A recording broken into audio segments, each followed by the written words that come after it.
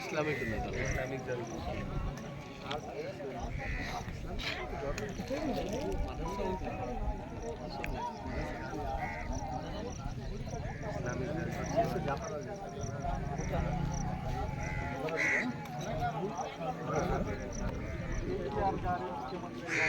ఆ తర్వాత ఇప్పుడు పాలమూరు వ్యక్తి జిల్లా వాసైనటువంటి రేవంత్ రెడ్డి గారు సొంత జిల్లాలో విగ్రహం ఉంది కాబట్టి ఇప్పటికైనా పాలకులు కొనసాగిస్తారా, ఈ విగ్రహానికి గుడి కట్టిస్తారా, భక్తులకు ఏర్పాట్లు చేస్తారా, ఒక పర్యాటక ప్రాంతంగా ఏర్పాటు చేయాలి.